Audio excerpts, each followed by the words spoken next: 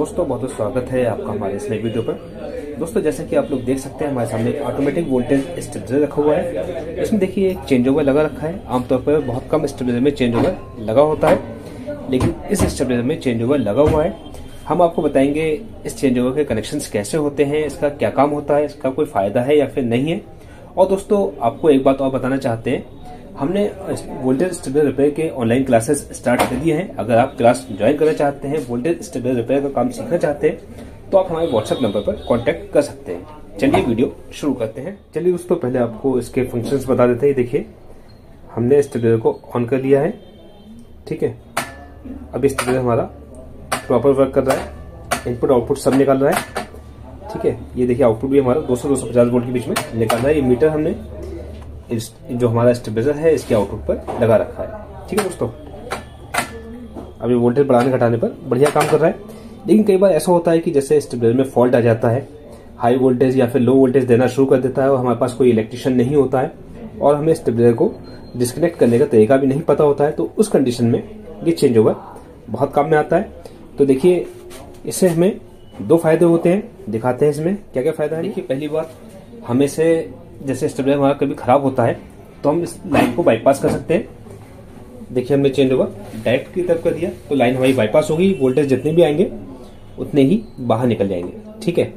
इससे हमारे voltage stabiliser से कोई मतलब नहीं रहेगा और कभी कोई फॉल्ट आता है तो हम इसे डायरेक्ट कर सकते हैं। और एक काम और भी कर सकते हैं, जैसे मान लीजिए कभी वोल्टेज हमारे सही आ रहे हैं, आमतौर पर कई बार सर्दी के टाइम में वोल्टेज 200-250 वोल्ट के बीच में आते हैं इनपुट वोल्टेज, तो उस कंडीशन में भी हम चेंज ओवर से हमारा जो स्टेबलाइजर है इसे डायरेक्ट कर सकते हैं। इससे हमारा स्टेबलाइजर पर कोई भी लोड नहीं पड़ेगा और लाइन हमारी बाईपास हो जाएगी, ठीक है। और दूसरा फायदा, जैसे मान लीजिए कभी हम कहीं पर जा रहे हैं 2-3 दिन के लिए, लंबे टाइम के लिए, तो या फिर हमें स्टेबलाइजर बिल्कुल ऑफ करना है हाई वोल्टेज या किसी फॉल्ट आने की कंडीशन में भी, तो हम इसे बीच में बिल्कुल ऑफ कर सकते हैं। देखिए हमारी स्टेबलाइजर की आउटपुट बिल्कुल ऑफ हो जाएगी। यानी हमारे घर में अगर मान लीजिए किसी वजह से स्टेबलाइजर हमारा वोल्टेज कम या ज्यादा निकाल के देना शुरू कर रहा है, तो हमारे जितने भी इक्विपमेंट है वो सब हमारे सेफ रहेंगे, उसमें कोई फॉल्ट नहीं आएगा और हमारा स्टेबलाइजर भी ऑफ हो जाएगा, ठीक है। चेंज ओवर का ये फायदा होता है। अब आपको बताते हैं कि इसके कनेक्शंस कैसे होते हैं, अंदर से चेंज ओवर कैसा दिखाई पड़ता है। तो इसके लिए हम स्टेबलाइजर को थोड़ा घुमा लेंगे और आपको अंदर से अंदर कुछ इस तरह का चेंज ओवर इस्तेमाल किया गया है। इसमें देखिए 1 2 3 4 1 2 3 4, यानी दोनों साइड में 4-4 पॉइंट्स हैं और बीच में ये जो पत्तियां दे रखी हैं, जिसकी वजह से चेंज ओवर अलग अलग पॉइंट्स को सिलेक्ट करता है। अब आपको बताते हैं कि इसके कनेक्शंस कैसे किए गए हैं, आप इसे कैसे कनेक्शंस कर सकते हैं, कैसे किसी भी ऑटोमेटिक वोल्टेज स्टेबलाइजर में यूज कर सकते हैं। आपको डायग्राम बनाकर बताते हैं ताकि आपको आसानी से समझ में आए और अच्छे से समझ में आए। देखिए दोस्तों कनेक्शन समझ लीजिए। देखिए हमने चेंज ओवर का डायग्राम बना रखा है। चेंज ओवर पर 4 पॉइंट्स एक तरफ दे रखे हैं और 4 पॉइंट्स एक तरफ दे रखे हैं और देखिए बीच में 2 पत्तियां ये आपस में शॉर्ट भी हैं, ठीक है, चेंज ओवर में जैसा आपने देखा था।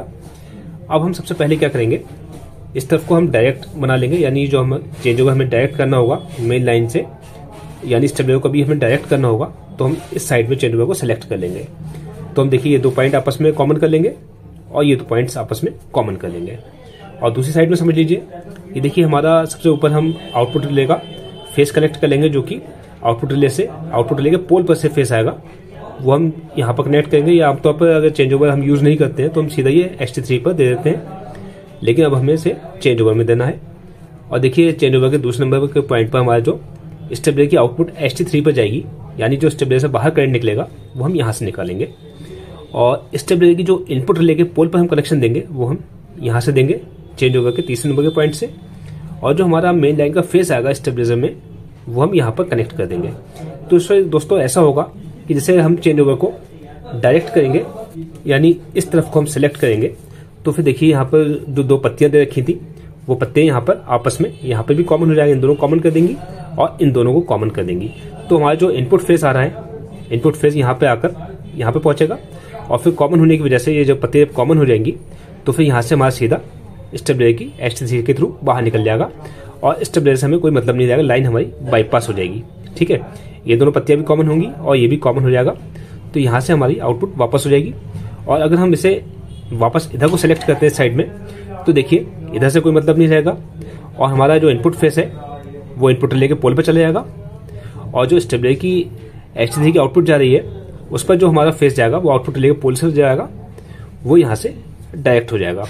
तो इस तरह से इनपुट रिले का पोल मेन इनपुट से कनेक्ट हो जाएगा और आउटपुट रिले का पोल हमारी आउटपुट से कनेक्ट हो जाएगा। तो इस तरह हमारा स्टेबलाइजर काम करना शुरू कर देगा। हम इसे बीच में करेंगे तो स्टेबलाइजर हमारा बिल्कुल ऑफ हो जाएगा। ये देखिए दोस्तों, चेंज ओवर को एक बार फिर से देख लीजिए। देखिए ये पत्तियां इसमें दे रखी हैं।